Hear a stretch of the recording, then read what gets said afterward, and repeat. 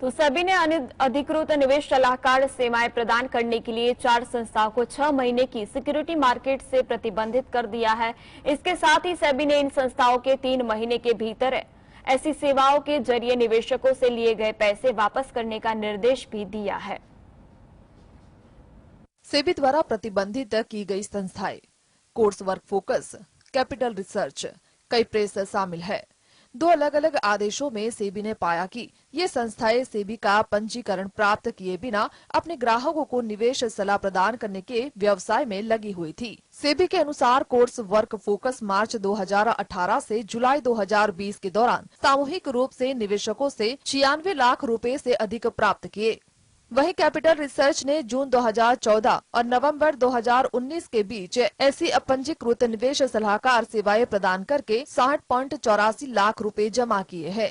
सेबी ने हाल ही में पारित अपने अंतिम आदेश में कहा कि इस तरह के कृत्यों के माध्यम से उन्होंने निवेश सलाहकार मापदंडों के प्रावधानों का उल्लंघन किया।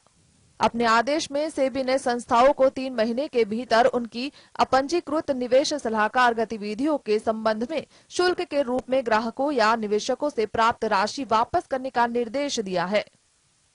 सेबी ने कैपिटल रिसर्च, कैप्रेस और कोर्स वर्क फोकस द्वारा अपने खिलाफ शिकायतें मिलने के बाद की जा रही अपंजीकृत निवेश सलाह की कथित गतिविधियों के संबंध में जांच करने के बाद ये आदेश दिए हैं। Bureau report, GSTV। तो हो सकता है आपका किसी बैंक में अकाउंट हो और उसमें कुछ रुपए भी हो और आपको इसके बारे में पता ना हो और फिर वो रुपए अनक्लेम्ड डिपॉजिट हो जाएं। अब आपके जहन में ये सवाल उठेगा कि मुझे कैसे मालूम होगा कि मेरा कोई पुराना अकाउंट है और इसमें कितने रुपए हैं। तो आपके इस सवाल का जवाब लेकर आया है RBI। आखिर कैसे, देखते हैं इस रिपोर्ट में। सरकारी बैंकों में फरवरी 2023 तक 35,000 करोड़ रुपए ऐसे पड़े थे जिसका कोई दावेदार नहीं है। अनक्लेम्ड डिपॉजिट्स को उनके हकदारों तक पहुंचाने के लिए RBI ने अब बड़ा कदम उठाया है।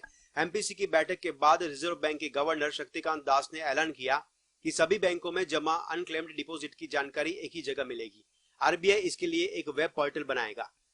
AI आधारित इस वेब पोर्टल पर बैंक खाता धारक कुछ जानकारियां डालकर यह पता लगा सकेंगे कि उनका पैसा तो किसी बैंक के खाते में नहीं पड़ा है जिसे अनक्लेम्ड घोषित किया जा चुका है। RBI के अनुसार अगर कोई उपभोक्ता अपने खाते से 10 लाख तक कोई लेन देन नहीं करता है तो उस खाते में जमा रकम अनक्लेम्ड हो जाती है। जिस खाते से लेन देन नहीं किया जा रहा है वह निष्क्रिय हो जाता है। भारतीय रिजर्व बैंक लावारिस डिपॉजिट को डिपॉजिटर्स के एजुकेशन एंड अवेयरनेस फंड में डाल देता है। सरकारी बैंकों के 10.24 करोड़ खातों में 35,012 करोड़ रुपए फरवरी 2023 तक जमा थे, जिनको पिछले 10 साल से ऑपरेट नहीं किया गया है। अनक्लेम्ड राशि बचत खाता, चालू खाता, फिक्स डिपॉजिट और रिकरिंग डिपॉजिट खाते में हो सकती है। Bureau report, GST। अपना खुद का घर हो ऐसा हर किसी का सपना होता है। अपना खुद का घर खरीदने के लिए मध्यम वर्गीय लोग बहुत से स्कीम में घर देखने जाते हैं, पर उसको कुछ बातों के बारे में मालूम नहीं होता। जैसे कि बिल्डर्स अपने ग्राहकों को लुभाने के लिए सैंपल फ्लैट तैयार करते हैं, तो उसे देखकर अपना जी ललचा जाता है। पर यह सवाल है कि क्या ग्राहक को फंसाने के लिए तो नहीं बिल्डर बनाते सैंपल फ्लैट? आइए जानते हैं। फ्लैट खरीदने वाला हर ग्राहक पैसा लगाने से पहले सैंपल फ्लैट देखना पसंद करता है। यहीं पर बिल्डर खेल करते हैं और ग्राहक को सैंपल फ्लैट के जरिए अपनी जाल में फंसाते हैं। जैसा कि नाम से ही जाहिर होता है कि एक सैंपल फ्लैट किसी दुकान में सजे डमी प्रोडक्ट की तरह होता है। चूंकि बिल्डर अपनी प्रॉपर्टी को निर्माण से पहले बेचना चाहता है, लिहाजा ग्राहक को यह दिखाने के लिए कि उसका फ्लैट बनने के बाद कितना शानदार होगा, ऐसा सैंपल फ्लैट दिखाया जाता है। यहाँ तक कि कुछ बिल्डर तो सैंपल फ्लैट में दरवाजे तक नहीं रखते ताकि आपको कमरा बड़ा और खाली नजर आए। इसमें रखी चीजों को ऐसे फिट किया जाता है जो काफी कम जगह गहरे और कमरा बड़ा दिखे। यहीं पर ग्राहक झांसे में आ जाते हैं। बिल्डर उन्हें सैंपल फ्लैट का एरिया दिखाकर एक्चुअल फ्लैट की खूबी बताते हैं और मनचाहा पैसा वसूल लेते हैं। सैंपल फ्लैट बनाया तो ग्राहक के हितों को ध्यान में रखते हुए जाता है, लेकिन कुछ बिल्डर इसका गलत फायदा उठाते हैं।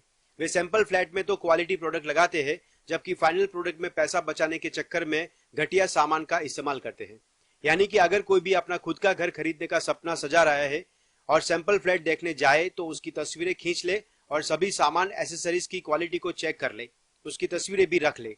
जब आपको फ्लैट तैयार होकर मिले तो उसे सैंपल फ्लैट से मिलान करे और कोई कमी होने पर बिल्डर से बात करे।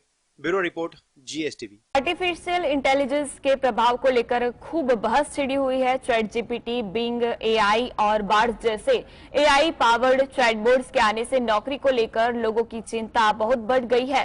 तो इस पर गूगल के सीईओ सुंदर पिचाई क्या मानते हैं, आइए देखते हैं।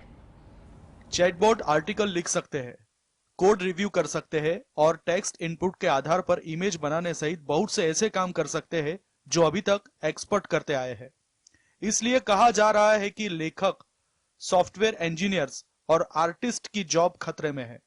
लोगों की नजर इस पर है कि दुनिया की सबसे बड़ी टेक कंपनी गूगल सीईओ सुंदर पिचई इसके बारे में क्या सोचते हैं। हाल ही में सुंदर पिचई ने इसके बारे में विस्तार से बात की। पिचई ने कहा कि एआई को लेकर कुछ चिंताएं उनके मन में भी है। बार्ड और चैट जीपीटी जैसे जनरेटिव एआई प्लेटफॉर्म के सकारात्मक पक्ष पर भी ध्यान देने की जरूरत है। हालांकि पिचई ने कहा कि हर किसी को नई तकनीक को अपनाने के लिए तैयार रहना चाहिए। पिचई ने कहा कि एआई के इस्तेमाल से सॉफ्टवेयर इंजीनियर्स को सहायता होगी। इससे प्रोग्रामिंग के दौरान आने वाली मुश्किलें आसान होगी और प्रोग्रामिंग बेहतर होगी। हो सकता है कि प्रोग्रामिंग करना काफी मजेदार हो जाए। एआई का इस काम वैसे ही काम आएगा जैसे गूगल डॉक्स लिखने में काम आता है। पिचई का यह भी मानना है कि चैट जीपीटी और बार्ड जैसे टूल्स की वजह से प्रोग्रामिंग ज्यादा से ज्यादा लोगों को सुलभ होने जा रही है। इससे आम आदमी भी नई चीजें क्रिएट करेगा, इससे नई भूमिकाएं पैदा होगी। Bureau report, GS।